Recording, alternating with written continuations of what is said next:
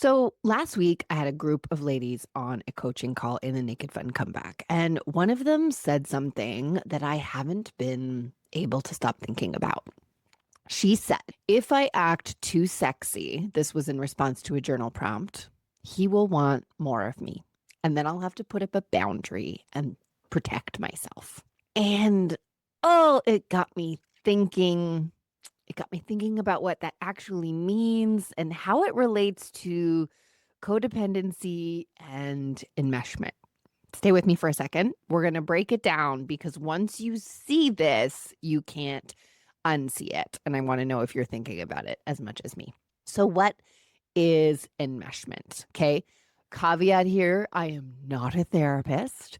Enmeshment, codependency, there's a lot of nuance to these things I'm still learning about, right? But my understanding of enmeshment, it's a term that comes from what's called family therapy. But in plain English, it just means that the boundaries between you and another person's emotional world have gotten so blurry that it's hard for you to tell what is yours and what is theirs. And more specifically, you start to feel responsible for what they feel. I would almost say, to me, enmeshment and my understanding of enmeshment is like watching someone else have a feeling almost feels like you're having that feeling. And the discomfort you have around watching them have a feeling is almost physically painful to you, right? You can think of this sometime as with our kids, right? When we go to solve their feelings rather than just being like, you're having a feeling and I don't have to be responsible for that. And I don't have to pick that up off the floor. I can just let it happen and support you to learn the skills to move through that, right? And as a society, this doesn't go just one way, but women in particular are taught to be responsible, to scan for, to pay attention to everyone else's feelings and to pick shit up off the floor that is not theirs. So this is the general concept that I was starting to see flesh out. So in a healthy dynamic, both people get to have feelings, right? One person gets to feel disappointed. One person gets to feel desire or gets to express who they fully are. And neither one is required to prevent the other from experiencing their emotions or fix them, right? You can be there for that person, you can care for them, but it is not your job to manage, to fix, to take care of their inner world. In an enmeshed dynamic, this dynamic collapses. And often what we'll see in this concept that we're playing with is that one person becomes the emotional manager of the other person, including managing that person's feelings about us and stuff that we're doing.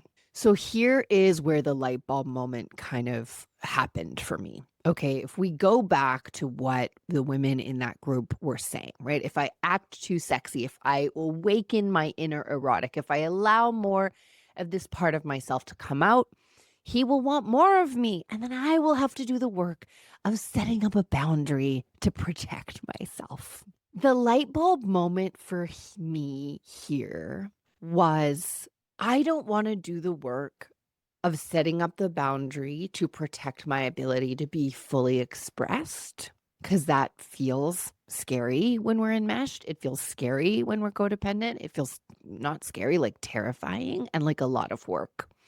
It is easier for me to button up myself, which is sort of a form of boundary setting, but not really, right? It's easier for me to button up myself and shut myself down than it is to stand in my full expression and set a boundary around how you get to engage with me when I'm in that state. Okay. What that means is it's easier for me to manage myself so that your feelings are managed because allowing myself to be who I am and setting the boundary that forces you to manage yourself is too uncomfortable. And that is where the enmeshment piece comes in, where rather than doing the labor for ourselves of setting the boundary, it's easier to do the labor for them and on behalf of them, right? And so this is what happens a lot. And for guys who are listening, I am thinking out loud here. Okay, I am processing out loud here this moment that I heard. And I want you to process that whether your partner's been able to articulate this or not, Okay. There's a place that this comes from, which we're going to talk about in a minute. And it's a dynamic about like why her libido's gone underground, why her desire has gone underground, why her pleasure has gone underground, why she doesn't have access to it. Okay. She knows the sequence. If she's fully expressed sexually, and she didn't learn this with you, okay? She learned this when she was like 13. If she lets herself be desirable, be erotic, be all the things, then you're going to respond. You're going to want more. And then when she's not available for that and when she needs to say no, she's going to feel guilty about it. She's going to have to navigate your disappointment, your quiet, your second attempt, all the things that come with that. So her brain does the math. The most efficient way to avoid the whole emotional management situation is to just let myself not be too sexy, not live in that part of myself in the first place. Okay. We were doing a somatic session around like reconnecting with our erotic selves and figuring out why it's got buried. And this was like the light bulb moment.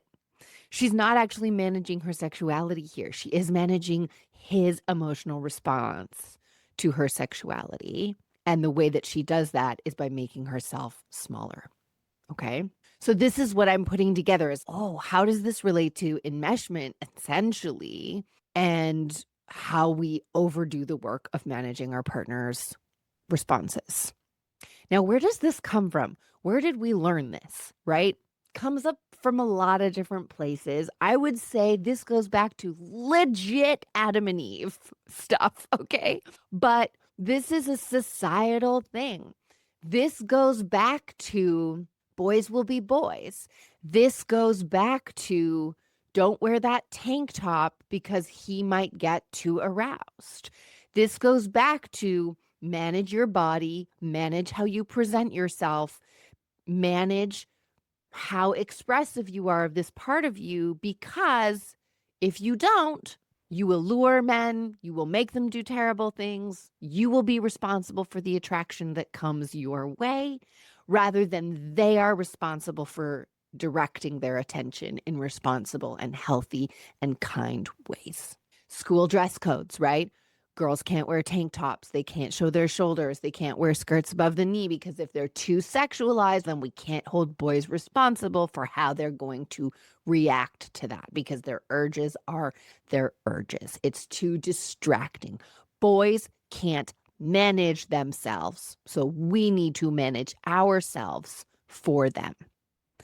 I am not saying men say this. I'm saying patriarchy says this, and men and women hurt under this messaging.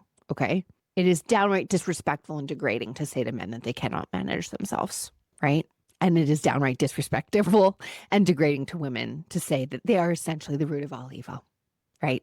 And their lust reached for the tree and the root of knowledge and all of the things. Okay. This is deep. This is primal. This is genetic.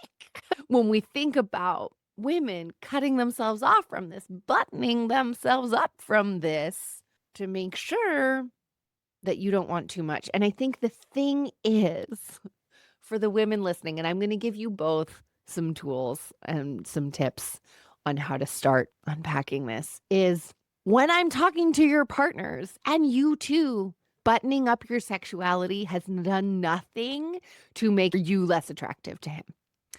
And it hasn't changed. Would he harass you or bother you or throw more tantrums if you were fully expressed versus now? I don't know, right? But if you're coming to me, it's because we are in a rejection loop and there are tantrums and there are whatever. And so if buttoning yourself up, which costs nobody but you, doesn't do anything to change the behavior, then why the heck would we not instead de-enmesh, figure out that codependency piece, fully express the full beauty and amazingness of who we are, and set the boundary and support our men to be like, no, you are capable of managing yourself and you are capable of managing this and doing this well. I'm essentially saying that this buttoning up strategy doesn't actually work and it only costs you, okay? It doesn't cost them, really. There was a beautiful exhibit years ago where they had outfits of women and what they had been wearing when they were assaulted, and gender diverse people, I believe, as well. And you will see in that it doesn't matter. It doesn't matter if you're wearing the sluttiest Halloween costume ever, and it doesn't matter if you're in a full hijab, like no part of you showing, because that's not what it's really, okay? Fascinating, right? For context, for some of you who may not know, I have worked in violence prevention for 15 years. I worked at a women's center. This colors a lot of how I think about things and how I manage things, right? And it also goes back a little bit to how we sexualize bodies, right? So if you think of a young person dressing and however they want to dress, they're just walking around having a body. And we're telling them that them walking around just having a body is somehow evil, bad, attractive. It's the same thing as like when I get out of the shower and it's the morning and I'm go, go, go. And like sex is the furthest thing from my mind. And then my partner sees my naked body and I'm just walking around having a body, but there's an immediate sexual reaction. And I'm like, can't I just walk around and have a fucking body without it always being sexualized? And also at the same time, it's okay to have that reaction, but how do we manage that moment, right? How do we manage that interaction? Really, in essence, this kind of goes back to the privilege that you have as men, okay? To live in your sexuality without worrying that it's going to hurt anybody. That's changing, okay? That's changing.